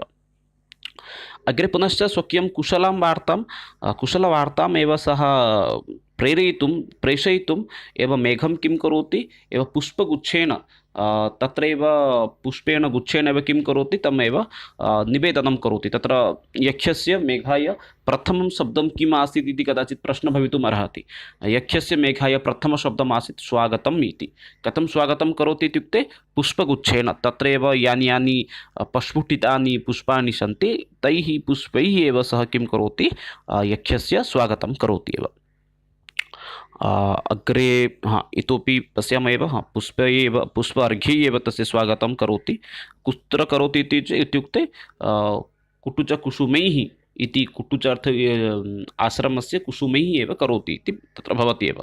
प्रश्नः एवमेव आगच्छति, केन करोति इत्युक्ते कुटुचकुसुमैः करोति इति। अग्रे पञ्चमश्लोके अस्ति, मेघस्य निर्माणं कथं भवति इत्युक्ते, तत्र श्लोकं किञ्चित् न स्मरामि, तद्भवति किं तत्र धूम्र अग्नि वायुसलिलः एवं किमपि तत्र श्लोकम् अस्ति, पञ्चमश्लोकः अस्ति, किञ्चित् न स्मरामि। भवन्तः अपि तत् श्लोकं द्रष्टुम् अर्हन्ति एव। धूम्र अग्नि इति तु नास्ति एव, तद् न स्मरामि श्लोकं किञ्चित्। पञ्चमश्लोकः भवन्तः पश्यन्तु, समीपे अपि पुस्तकमपि नास्ति, अतः अन्यथा दृष्ट्वा अपि वक्तुं न शक्नोमि। अतः पञ्चमश्लोके एव उल्लेखः भवति मेघस्य एव निर्माणं कथं भवति इति। स तस्मै एव तादृशं मेघाय एव सः किं करोति, स्वकीयं वार्तां वदति एव। अग्रे पश्यामः एव, इतोपि अस्ति, मेघ कीदृशः मेघः इति वदति। मेघस्य कृते तत्र पदद्वयम् अस्ति, पुष्कर आवर्तकानां वंशे एव मेघस्य उत्पन्नः इति। कदाचित् प्रश्नः भवति कीदृशः मेघः इत्युक्ते पुष्कर आवर्तकयुक्तः मेघः इति। पुनश्च अग्रे वदति, यक्षमेघाय मेघस्य समीपे तादृशी एका शक्तिः आसीत्, यया शक्तिद्वारा सः किं करोति, स्व इच्छानुसारम् आकृतिं धारयितुमपि अर्हति। पुनश्च सः अपि मेघः अपि इन्द्रस्य प्रमुखव्यक्तिः इत्युक्ते इन्द्रस्य अत्यन्त निकटतरव्यक्तिः भवति तत्र वदति। इदानीम् एकमेकं श्लोकम् अहं वदामि, प्रतिश्लोके किं किं तत्र उल्लेखः अस्ति इति, प्रत्येकश्लोकस्य सारांशः किं भवति इति। इतोपि सः वदति तत्र एव, सन्तप्तानां त्वमपि शरणम् इत्युक्ते सन्तप्ताः ये सन्ति, दुःखितजनाः ये सन्ति, तेषां सः एकः एव शरणं भवति एव। सः कः इत्युक्ते मेघः इति। अतः मेघद्वारा एव सः किं करोति, हलकां प्रेषयितुमेव, स्वकीयं सन्देशं प्रेषयितुम् इच्छति एव। इतोपि तत्र भवति, तत्र पञ्चदशश्लोकाभ्यन्तरे भवति अलकापुरी वर्णनं भवति। अलकापुरी कीदृशम् अस्ति इत्युक्ते, बाह्यश्चन्द्र, स्मरामि न एव श्लोकान् एव। तत्र बाह्य इत्युक्ते तत्र बहिः यत् स्थानम् अस्ति, तत् स्थानं कीदृशम् इत्युक्ते तत्र बाह्योद्यान हरसिरश्चन्द्र एवं किमपि अस्ति, न स्मरामि किञ्चित्। तद्भवन्तः मेघदूतं द्रष्टुं शक्नुवन्ति श्लोकान्। अलकापुर्या बहिः एव किम् अस्ति, यथा शिवस्य उपरि चन्द्रस्य भवति, तद्वैव चन्द्रकिरणैः एव तद् स्थानं किं भवति, प्रज्वलितः भवति अथवा उज्ज्वलः भवति इति तत्र वदति एव। तेन एव किं भवति, तत्र यानि भवनानि सन्ति तानि भवनानि अपि धवलवर्णानि भवन्ति इति वदति एव। पुनश्च मेघस्य शुभचिह्नः इति किं वदति, न पवनानुकूलः वहति। पुनश्च द्वितीयः भवति, वामभागे तद् कः अस्ति एव, चातकः पक्षी शब्दं करोति। पुनश्च पवनानुकूलः पवनः अस्ति, पुनश्च चातकपक्षी वामभागे शब्दं करोति, अतः अयं कालः समुचितकालः इति स तत्र वदति। एतदपि कदाचित् प्रश्नः भवति एव, अनुकूलः कथम् इति। इत्युक्ते चातकः वामभागे नुदति चातकः इति तत्र वाक्यम् एकं भवति। गर्भाधान उत्सवकालात् आकाशे एव तत् के भवन्ति, बगुलाः ये सन्ति ते पखय विहङ्गाः अपि तत्र आकाशमार्गे गच्छन्ति एव। पुनश्च तावदेव अस्ति। अग्रे इतोपि पश्यन्तु, तत्र यक्षः मेघं यक्षिणीविषये भातृजायाम् इति सम्बोधनं करोति, एतदपि स्मरणे स्थापयन्तु। तद् 20तमे अथवा 20 अभ्यन्तरे एव सन्ति एते श्लोकाः। मानसरोवराय उत्सुकाः एव तत्र ये सन्ति, मानसरोवराय उत्सुकाः के सन्ति इत्युक्ते राजहंसः। परवर्तिबिन्दु अत्र भवति, मानसरोवर आगच्छति चेत् मानसरोवरे पदेन सह पदत्रयं नियुक्तः भवति। यथा एकमस्ति राजहंसः इति, द्वितीयं भवति अलगापुरी इति, क्षम्यतां कैलासपर्वतं। कैलासपर्वतस्य समीपे एव तत् किं भवति, मानसरोवरः अस्ति। तो मानसरोवराय गन्तुम् एव राजहंसः उद्यताः सन्ति, इच्छुकाः सन्ति। किमर्थं सन्ति इत्युक्ते मेघ आगमनकारणात् एव। ते मुखे किं धारयन्ति न, विषकिशलय इत्युक्ते तद् मृणाल खण्डानि एव मुखेषु संस्थाप्य एव मेघेन सहित एव पर्वतपर्यन्तं ते मानसरोवराय गन्तुं वा मानसरोवराय गमिष्यन्ति एव। अग्रे अस्ति एव इतोपि श्री तत्र मेघदूतस्य रामगिरिपर्वते कस्य पादचिह्नम् अस्ति इत्युक्ते श्रीरामचन्द्रस्य पादचिह्नम् अस्ति एव। तत्रैव प्रणामं कृत्वा ततः विदायं स्वीकरोतु इति वदति एव। इतोपि वदति सः तस्य गमनं कुतः भवेत् इत्युक्ते तस्य गमनं भवेत् तत्र रामगिरिपर्वतः उपरि गत्वा ततः उत्तरदिगे एव तत्र गन्तव्यम् इति सः तद् वदति एव। अग्रे पुनश्च वदति, दिगङ्गनाचार्य वसुबन्धु शिष्य एव आसीत्। पुनश्च अग्रे पुनश्च वदति, इन्द्रधनुयुक्तः श्यामलमेघं गोपवेशधारी भगवान् श्रीकृष्णेन सह एव तुलनां भवति। अत्र उपमालङ्कारस्य प्रयुक्तं भवति। तद् मन्ये 15तः एव 21 मध्ये स्यात् एव। तद् यद् इन्द्रधनुधारी श्यामलवर्णयुक्तमेघः अस्ति, सः कीदृशमस्ति इत्युक्ते गोपवेशधारी श्रीकृष्णेन सह सम्बन्धितः भवति एव। मेघस्य यात्रामेव तत्र प्रारम्भिकसमये कः आगच्छति, मेघस्य प्रथमे आगच्छति एव मालप्रदेशः एव आगच्छति एव। पुनश्च ततः मालप्रदेशे सामान्यरूपेण वृष्टिं कृत्वा पुनश्च तत्र पश्चिमदिशां प्रति सामान्य गत्वा तत्र वृष्ट्यादिकं कृत्वा भूमिं सुगन्धितं कृत्वा पुनः उत्तरदिशामेव गमनाय सः निर्दिशति एव। इत्युक्ते प्रारम्भे सः तद् रामगिरिपर्वते एव रामस्य चरणेषु एव तद् वन्दनां कृत्वा स्नेहं कृत्वा अग्रे सः उपरि गच्छति, उपरितः सः उत्तरदिशां गच्छति। प्रारम्भिकसमये मालप्रदेशः आगच्छति, मालप्रदेशात् परं सः कुत्र गच्छति इत्युक्ते मालप्रदेशः सामान्य पश्चिमदिशां प्रति गच्छति, तत्र सामान्य वृष्टिं कृत्वा पुनश्च अग्रे आगत्य गच्छति कुत्र इत्युक्ते तत् उत्तरदिशां प्रति एव गच्छति। अग्रे सः किं भवति, तस्य आम्रकूटपर्वतः आगच्छति। तत्र आम्रकूटपर्वते यद् अग्निः प्रज्वलति तद् अग्निमेव सः तद् निर्वाय सः किं करोति, तत्रैव सामान्य स्थित्वा पुनश्च अग्रे गमिष्यति। अग्रे पुनश्च वदति, एवं मेघस्य प्रथमपर्वतः इति कदाचित् प्रश्नः भवति। मेघस्य प्रथमपर्वतः किम् अस्ति इत्युक्ते अमरकूटपर्वतः इति। अग्रे पुनश्च वदति, तद् 26-27 श्लोकेषु अयं प्रसङ्गः आगच्छति एव। आम्रकूटे ये आम्राणि सन्ति, ते आम्राणि किं भवन्ति, अत्यन्तपक्व आम्राणि सन्ति एव, पक्वफलानि सन्ति। तत्र यदा मेघः गत्वा छायादितः भवति अथवा आच्छादितः भवति, तस्मिन् समये तद् दर्शनीययोग्यः भवति। केषां कृते इत्युक्ते तद् देवानां कृते एव भवति एव, देवदम्पतीनां कृते दर्शनीयः भवति एव। अमरकूटपर्वते इतोपि अग्रे वदति सः, अमरकूटपर्वतस्य कुञ्जवनवासीनां कृते एव उपयुक्तः भवति अयं स्थानमेव। अग्रे पुनश्च भवति, मेघदूतस्य प्रथमा नदी इत्युक्ते मेघस्य प्रथमा नदी भवति रेबा नदी, यस्य इदानीन्तन नाम भवति नर्मदा इति।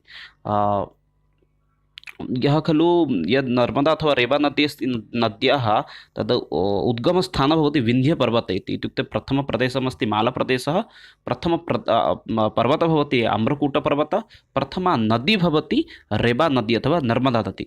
तस्य उद्गमस्थानं किम् अस्ति, विन्ध्यपर्वते इति भवति एव। अग्रे वदति यद् नर्मदा अथवा रेबा नद्याः जलं किम् अस्ति एव हस्तिनम् एव मदेन तद् किं भवति, सुगन्धितं भवति। पुनश्च तत्र नदीनां समीपे ये तटवर्ती वृक्षाः सन्ति तेषामेव तत्र ये जामु वृक्षाः सन्ति तेषामेव किं भवति काण्डद्वारा तत् जलं सुगन्धितं भवति पुनश्च औषधियुक्तं भवत्येव। यदर्थं सिद्धजनानां स्त्रीणां कृते किं भवति तद् अत्यन्त आवश्यकं भवति सर्वेषां कृते, केवलं तेषां कृते इति न। अग्रे इतोपि किं भवति, सिद्धजनाः स्त्रियः यदा मेघस्य कम्पनं शृण्वन्ति तदा ते भयवित्तं भवन्ति, प्रेमिणामेव आलिङ्गनं कुर्वन्ति इति स अग्रे वदति एव। किञ्चित् कष्टं भवति सत्यं वदामि। यदा वयं मेघदूतं साक्षात् पाठयामः महाविद्यालयेषु अथवा अभिज्ञानशाकुन्तलं, तत्र कालिदासः यथा रसाणां प्रयोगं कृतवान्, यथा प्रसङ्गाणां स्थापनं कृतवान्, तत् किञ्चित् पाठने कष्टं भवत्येव। केचन श्लोकाः तु सामान्याः भवन्ति, किन्तु केषुचित् श्लोकेषु एतावत् एव तस्य शृङ्गारस्य प्रयोगं भवति, तत् पाठने कदाचित् साक्षात् श्लोकस्य कष्टं भवत्येव। अस्तु, अग्रे पश्यामः। रेबा नदीं यदा स पारं करोति, नाम अग्रे गच्छति, तस्मिन् समये स दशार्णमिति स्थानं प्राप्नोति एव। दशार्णं स्थानं स प्राप्नोति। तद् इदानीन्तन किं भवति, विदिशा इति भवति। दशार्ण इति इदानीं किं मध्यप्रदेश अथवा छत्तीसगढ़ इति एव प्रसिद्धं भवति। दशार्णप्रदेशस्य राजधानी किम् आसीत् इत्युक्ते विदिशा इति आसीत्। कदाचित् प्रश्नः भवितुम् अर्हति एव, दशार्णप्रदेशस्य राजधानी कः आसीत् इत्युक्ते विदिशा इति।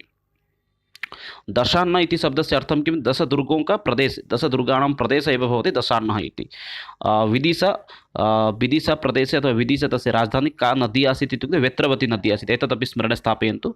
एतावत्पर्यन्तं वयं मालप्रदेशात् परम् आम्रकूटपर्वतात् परं वयं तद् अग्रे पुनश्च रेबा नदी अथवा तस्य अपरनाम अस्ति नर्मदा नदी इति। अग्रे पुनश्च तद् दशार्णप्रदेशः आगच्छति। दशार्णप्रदेशस्य राजधानी भवति एव विदिशा इति। विदिशा प्रदेशे एव तत्र एका नदी भवति, यस्य नाम अस्ति वेत्रवती इति। अग्रे वदति पुनश्च तत्र इतोपि किमस्ति, ये मुख्य अंशाः सन्ति तान् एव अहमत्र संक्षेपेण एव स्थापयामि। विदिशा इति स्थाने तत्र निचेः इति एकं पर्वतम् अस्ति, तत्र सामान्यरूपेण स तिष्ठति एव। अग्रे पुनश्च वदति मेघस्य मार्गे तद् उज्जयिनी एव तद् अधिक अत्र उज्जयिनीविषये अत्र अधिकरूपेण एव तद् वर्णनं भवति। मेघस्य मार्गं भवति उज्जयिनी आगच्छति, तत्र स सामान्यरूपेण तिष्ठति, पुनश्च अग्रे गमनाय स सूचयति एव। उज्जयिनी मध्ये यदा स तिष्ठति तदा स महाकालस्य दर्शनं, तत्र स्नानम् इत्यादि विषये तत्र सूचयति एव।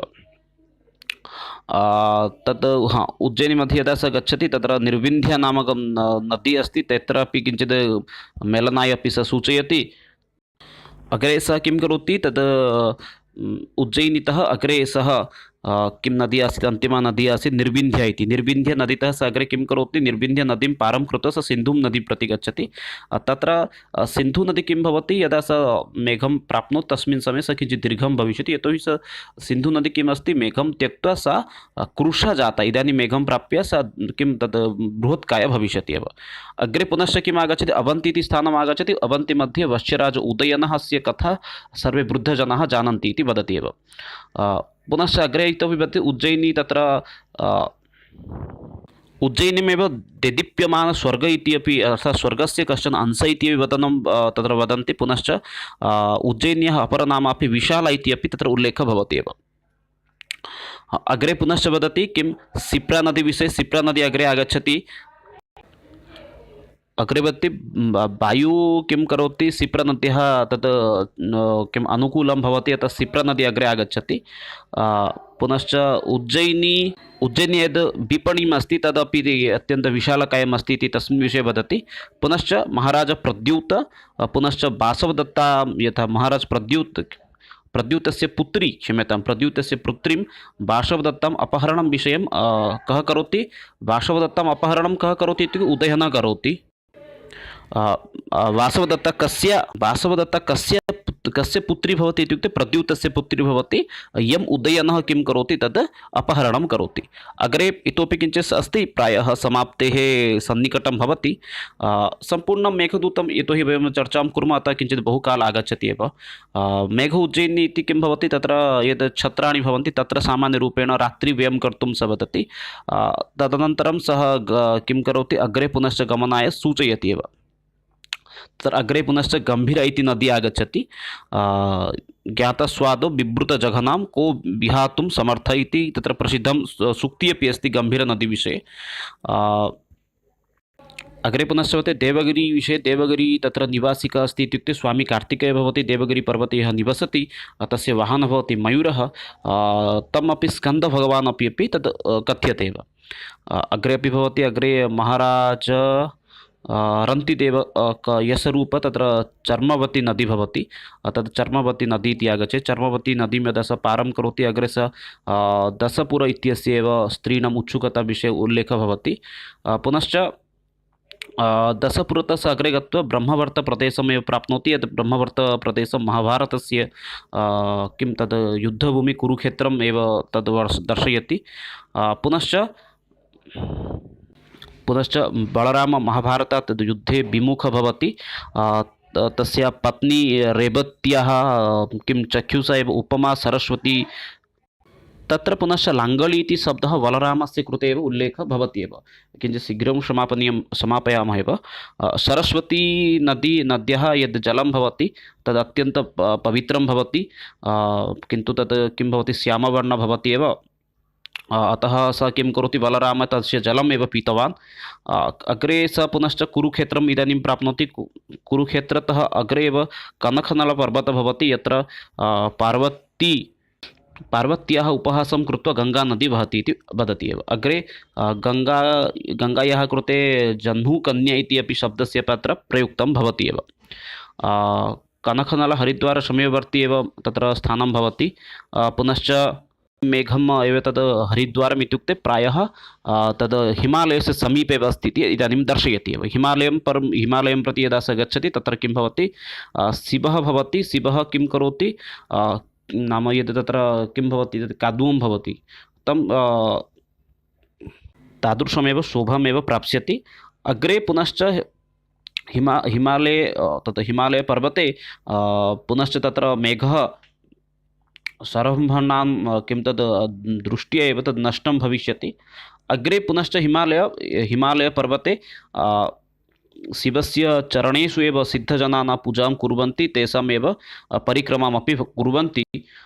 हिमालयपर्वते मृदुङ्ग यथा शब्दं कृत्वा सः सङ्गीतपूर्णमपि तत्र परिवेशमपि करिष्यति। एतत् प्रायः पूर्वमेघस्य अन्तिमे चरणेषु वयमेव। तद् हिमालयस्य पर्वतविषये तत्र एव वदति। इतोपि कौचन्ध्य भगवान् परशुरामपि तस्य प्रणामं कृतवान् इति वदति। प्रायः एवं प्रकारेण हंसः अपि तेन सह ये आगताः आसन्, राजहंसाः, ते अपि मानसरोवरं गमिष्यन्ति। पुनश्च तद् कौञ्चरन्ध्रं मार्गेण गत्वा सः राजा बलिं यथा भगवान् विष्णु एव पादं दर्शितवान्, तथैव सः अपि स्वकीयं किं करिष्यति, पादं दर्शयिष्यति अथवा तथैव प्रतितं भविष्यति इति वदति। कौञ्चरन्ध्र इत्युक्ते तत्र अर्थं भवति हंसद्वारः इति, एतदपि किञ्चित् स्मरणे स्थापनीयं भवति। कौञ्चरन्ध्रं यदा नाम किं तत् पारं कृत्वा अग्रे गच्छति, तस्मिन् समये सः हिमालयस्य अतिथिः भवति। हिमालयस्य